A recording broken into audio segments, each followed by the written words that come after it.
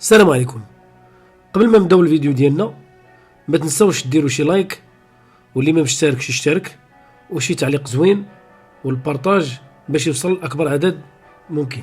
العالم العربي كيراقب الوضع في الشرق الاوسط وكيشوف المخططات ديال الاداره الامريكيه الجديده اللي كيبان بان قضيه التهجير بمقابل التطبيع بدا كيبان على ارض الواقع.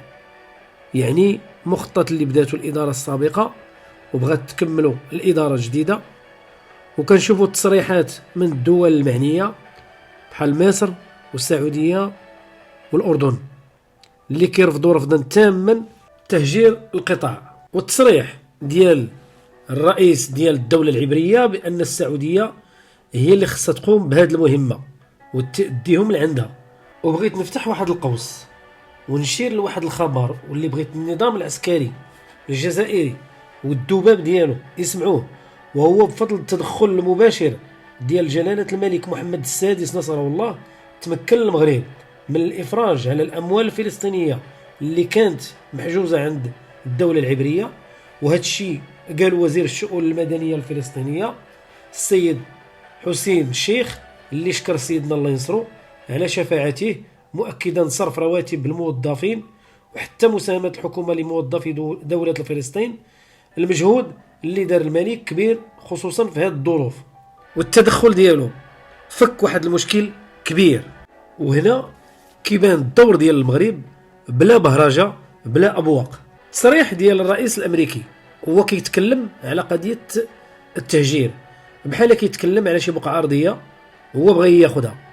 هادشي اللي كيدير فيه هو غير مناورة باش السعودية تقبل التطبيع اللي هي أصلا عندها شرط وهو قيام الدولة الفلسطينية. وحنا تكلمنا في الفيديو السابق على نفس الخطة اللي دار الرئيس الأمريكي مع المكسيك ومع كندا ومع الصين باش يرفع من الرسوم الجمركية ل 25%، وفي نفس الوقت علق على القرار لمدة شهر.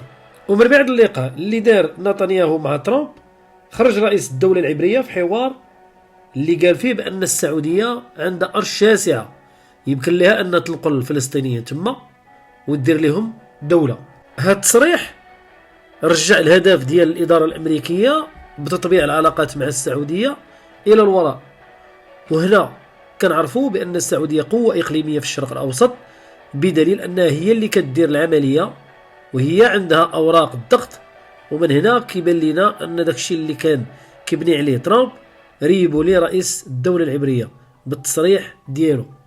سؤال: واش الهدف منه هو عدم الرضا ديال التقارب السعودي السوري، ولا حيت نتنياهو كتسناه المحكمة في بلادو؟ هاد التوتر واش هو في صالح الغزاويين؟ كيبان بأنه في بلاصة ما كانوا غادي يتفاوضوا على التهجير ولا عندهم مشكل ما بين الدولتين. وحنا كنعرفوا بأن السعودية ما سهلاش حيت عندها ورقة ضغط اللي هي النفط. والتوتر السعودي الإسرائيلي داير بحال الصراع العربي الإسرائيلي اللي كتزعمو السعودية بحكم هي قبلة للدين الإسلامي، والسعودية ما عمرها تخلات على فلسطين وهي من بين الدول اللي مدعمة القضية الفلسطينية وكتنافس على النفوذ الإقليمي في الشرق الأوسط. زيد على ذلك السعودية هي أحد أكبر مصدري النفط في العالم، بينما إسرائيل عندها احتياطات كبيرة في الغاز الطبيعي. وحاجة أخرى اللي كيتنافسوا عليها وهو الاقتصاد في المنطقة، بحيث هما بجوج دول صناعية وكل واحد عنده النفوذ ديالو. ولكن السعودية كانت لعبات على ورقة الصين في واحد الوقت، وهذه الأخيرة مزيان لها هاد التوترات باش تستقطب الدول اللي عندهم مشاكل سواء مع إسرائيل ولا مع أمريكا. وهنا فين غادي يكون التحول. والفيديو الأخير تكلمنا على أن أمريكا كتلعب بالنار بالقوانين اللي باغا تفرضهم على الدول المجاورة المكسيك وكندا وحتى الصين. حاجة أخرى، الدولة العبرية كتملك أسلحة نووية، بينما الولايات المتحدة الأمريكية كتحاول تمنع السعودية من الحصول على أسلحة نووية. واليوم رئيس الدولة العبرية تيخرج وتيقول بأن سكان غزة خصهم يمشيو للسعودية. كيبان أن هذا الشيء الحماق. علاش؟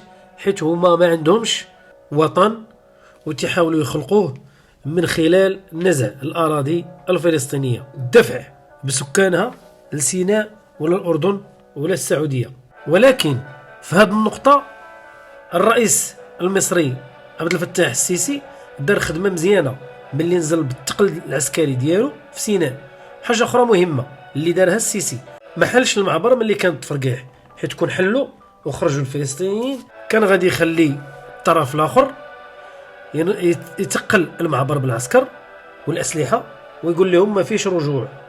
ديك الساعة السيسي غادي يتقلب وغادي يكون مشكل فلسطيني عربي، وديك الساعة غادي يولي مشكل مصري في مكان أنها تنمي الاقتصاد ديالها وتديها في شعبها، غادي يولي عندها مشكل ديال الشعب توكلوا وتسكنوا وتخدموا وتعطيه فين يسكن.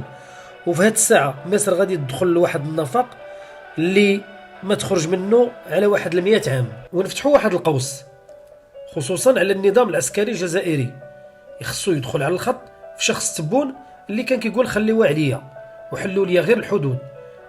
بصراحة دولة غير نافعة لا لشعبها لا لراسها لا لجنانها لا للعالم، وحنا كنعيشوا معاهم هاد 60 سنة اللي جربوا فيها جميع الوسائل باش يدمروا المغرب، سواء بالحرب المباشرة أو بالوكالة. زيد المؤامرات على المغرب، المواقف السياسية العدائية، وفين ما حط المغرب صبعه كيبغيو حتى هما يحطوا صبعهم. هذا موضوع آخر غادي نرجعوا ليه. نرجعوا لموضوعنا ونتكلموا على دور إيران في هذا الخلاف ديال السعودية مع الدولتين.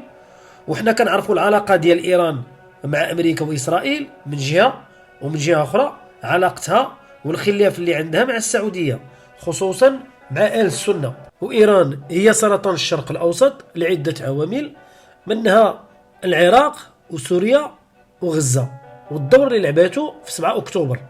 وهذا التاريخ هو اللي عطانا قاعد المشاكل وقاعد الشهداء الفلسطينيين ومحاولة تهجير ديال الغزاويين اللي باقين. زيد على هذا الشيء كامل الدور الكبير ديال إيران في دعم الحوثيين في اليمن الذين يخوضون حرب ضد الحكومة اليمنية المدعومة من السعودية، وهذا كيزيد التوتر بين البلدين. وما نساوش الدور اللي لعباته إيران في دعم حكومة بشار في حربها ضد المعارضة السورية. هذا الشيء كامل على النفوذ في الشرق الأوسط ونشر التشيع. وهذا التهجير كيبان بحال النهار اعلنات بريطانيا في ماي 1945 دعمها لإنشاء وطن قومي لليهود في فلسطين. من بعد زادت الهجرة اليهودية إلى فلسطين. هذا الشيء أدى إلى زيادة التوتر بين العرب واليهود في المنطقة، واللوبي اليهودي كاين في كل مكان. هي فاصدرت الأمم المتحدة قرار بتقسيم فلسطين إلى دولتين يهودية وفلسطينية. وفي سنة 1948 أعلنت الدولة العبرية استقلالها، مما أدى إلى حرب بين الدولة العبرية والدول العربية. وفي هذه الحرب تم تهجير مئات ديال الآلاف ديال الفلسطينيين من ديورهم، وهما اليوم متوزعين على دول العالم. والعدد اللي باقي كنشوفوهم اليوم أنهم تحاولوا بجهد الإمكان أنهم ينقلوهم لدول مجاورة. وهنا غادي نفهموا أن الخطة المرسومة باش يهجروا الفلسطينيين دارت هذه 100 سنة. هذا الشيء اللي خطوا ليه، وغادي يديروا احتقان شعبي عربي اللي هما ما مسوقينش ليه. هما الأهم عندهم هو المخطط يتنفذ. ولكن اليوم سمعنا كلام خطير ديال ترامب اللي عطى مهلة ديال نهار السبت مع 12 النهار، وسماح خصها تعطي الناس اللي شادة عندها. وهنا الغطاء اللي كان عند غزة ما غيبقاش، حيت الناس اللي كانوا تفاوضوا بهم ما بقاوش. وحنا شفنا ملي جا ترامب وحبس الحرب قلنا راه كاين خير، ولكن في التالي اتضح ان كنا غالطين، وان هناك خطر كبير كيتسنى الناس ديال غزة. في الحقيقة الله يحسن العوان الناس ديال القطاع اللي ما هما جالسين، ما هما واقفين، ما هما والتفرقع فوق منهم. لا حول ولا قوة إلا بالله العلي العظيم. الإخوان هنا غادي نساليو الفيديو لأن هادشي كيضر وما كيتحملوش الإنسان. دمتم في رعاية الله وحفظه. الله الوطن الملك ولا غالب إلا الله.